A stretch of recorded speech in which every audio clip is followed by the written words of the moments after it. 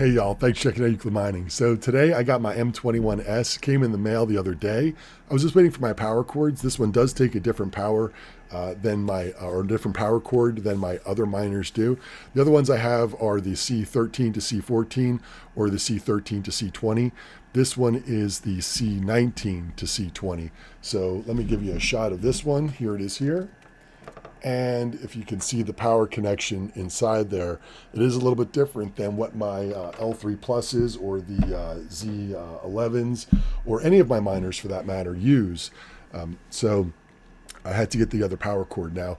It just came in, so I want to get this down to Crazy Town. We're going to be going over a little bit of profitability and why I even bought this thing. So let me go down to Crazy Town. Let me get this thing hooked up. I'll meet you back up here and we'll look at a little profitability and talk about why I am buying a miner like this in this market when it's not profitable. So I'll be back in just a minute. And I'm back upstairs and everything went well. I had it hooked up to Poolin. I started seeing it going through shares. Everything was running strong. I only ran it for about 15 minutes and then I was going to take and put it back up on the shelf. When I went to unplug it and I went to grab it to pick it up, I don't know what I was thinking, but I went and the front of the miner has a guard on it, the fan, but on the back it does not. And I put my hand right across that and I got myself pretty good. I got a pretty good one up here, and I got the meaty section. So yeah, that's hurting right now. I got that pretty good, but I don't want to say the worst part about it because I think this is pretty bad, but another bad part about it is that one of the blades busted off and two of the other blades snapped in half. So there was that. So that's down. So I'm going to have to buy a couple new fans, but that's going to kind of segue into why I bought this miner. And while we look at profitability, and the truth is that this miner was going for around $4,000 during the bull run, and I was completely out of my price range. And that was it. I looked at this one several times and I just kind of gave up on, really thinking I was going to get it. Now, it came up and it was available for $400. That's with tax and shipping and everything. And I couldn't resist it. So I grabbed it. Yes, as we look right here, it is unprofitable. There's no question about that. Profitability is down and this miner isn't profitable. But if Bitcoin starts to recover and we get somewhere, hopefully before the halvening, this miner hopefully will be profitable again. And even if it isn't, when it does start to get a little bit better for profitability, I'm sure I could easily resell this for $400. I'm not worried about that. I think I snuck in under the radar and I grabbed this thing and I was lucky to get it. But, that's that. Now, speaking of the fans, I'm going to have to buy some fans. Now, just the other week, I bought an S17 Plus case. Now, it didn't have power supply, it didn't have the hash boards or the control board. It was empty, but it did have the case, the chassis, and the fans on it. Now, those fans alone, several months ago, they were going for $25, $35 a piece, even more. It was tough to get those at a decent rate. Now they've come down quite a bit. Now they're going for, $15 or so, right around that number. Well, this chassis with the fans had 4 fans on it. And the whole deal, I got that off eBay, was $6.50 with free shipping, which was insane because free shipping, this thing was a giant box. It must have cost $30 to ship this. I can't see it how it couldn't have been any less than that to ship this. It was huge and it was free shipping, which was insane. So for $6.50 with tax and everything included, I got 4 fans. And even if you could find a fan now for $10 a piece, that's still $40. I got it for $6.50. So I think I made out. I like to have backups of things. And during this market, there's a lot of things that are going at very low prices. I bought some APW 7 power supplies. Those are 1,800 watts. They go for now minimum $100, $95, $90 if you find one, but there was someone that was selling it. The auction was ending at like whatever it was, 3 or 4 a.m. when most people are not on eBay bidding on things, usually asleep.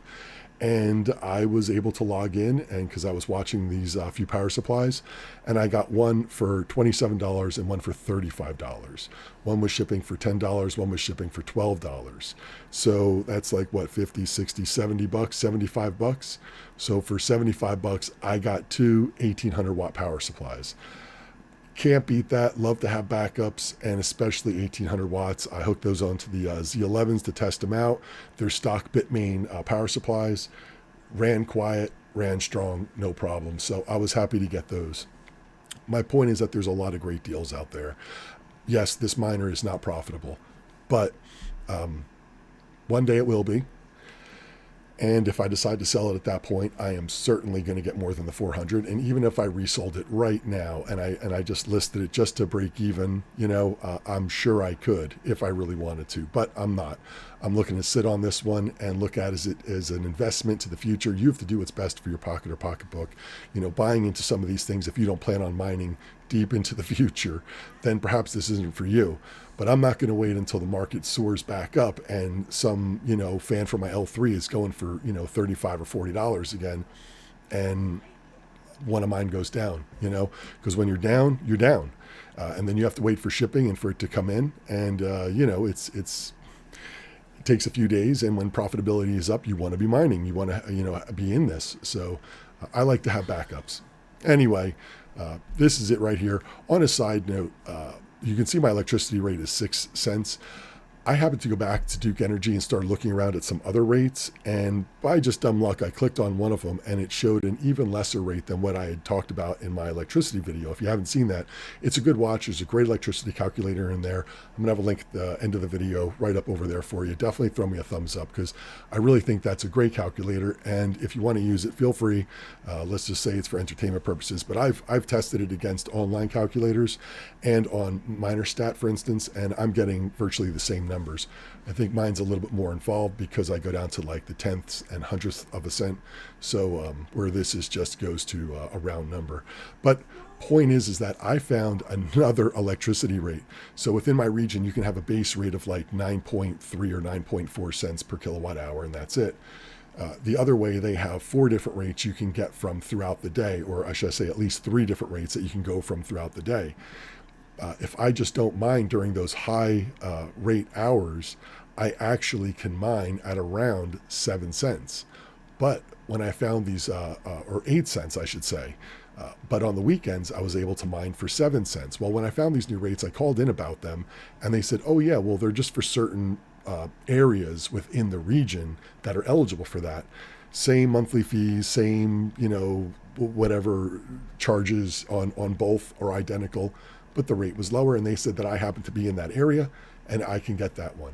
I don't know why they didn't tell me about it before, probably because they want you to pay more and nobody really wants to give that up. But I was lucky and I found it and I signed up for it. I called back in like an hour later to check on it again, like I did last time, and the rate was the correct rate. So here are my new rates.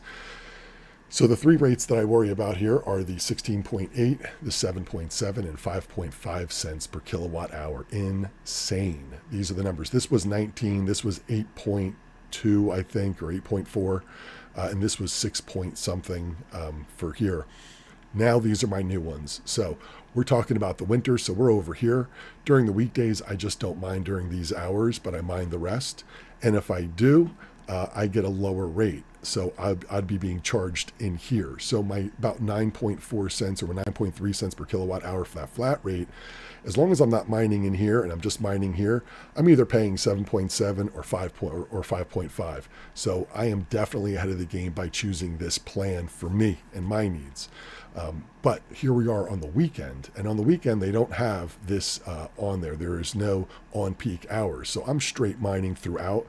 So you see my calculator down here, I took off the 0 here, I put 14 here because there's 14 hours in the day, and then there's 7 in the day that are in the discount. So when you take all of those, divide them up by the 24 and the this and the that's, I got the math here, and if you put your numbers in, this will all work for you. I get 6.12 cents per kilowatt hour is basically what I'm mining at. So when I go to Whatsminer and I put 6 cents in here, you can see that it's 484. If we look at mine and I put, is that for the 2000? This one's 3360. So we could change that here. And there we go. So if we go by our rate on the weekend and we have 0 in here and we have the rest of the hours here, we get $4.94. Over here it's saying $4.84. And again, that's because that's saying it's straight 6 cents, where mine is 6.12 cents. So that's why mine is seemingly costs a little bit more. But nonetheless, it's pretty close. So definitely check it out. If it really does help, definitely throw me a thumbs up. I really appreciate that. Anyway, look, there's a lot of great deals out there. Make sure you're checking the sites and make sure they're reputable. Don't just, hop on a site. If anybody drops any links in the comments down below, please make sure they're reputable. And anybody that wants to look at those, just be cautious and do your own research on these sites before you buy through them, because you never know. I don't like to use eBay or Facebook to buy things, but eBay does have a decent return when it comes to electronics. They are pretty tough on that. So if you do buy anything electronics on them, there is a good chance that you can get your money back if it turns out to be, some sort of whatever the problem might be. So anyway, I don't recommend or endorse any of them. You just got to keep digging around and hopefully find some good deals. But anyway, that's where I'm at. We'll see tomorrow if I'm going to have to go get some stitches. I'm buying a fan online. I already looked a couple of them up, and they go for, they're still, those are not that cheap. Those are a lot bigger than the L3 Plus fans. So those aren't as cheap. So those are actually going to cost me a couple bucks. I may just buy 2 and just replace both of them anyway, and just go from there. Maybe we'll have it open, I'll clean it out, and maybe do a little video on that. So anyway, y'all, I appreciate you checking in. If you want to watch the video I'll have on the electric calculator, it'll be up there. If you want to subscribe, the button's going to be over there. Thanks for checking in. I'll see y'all next time.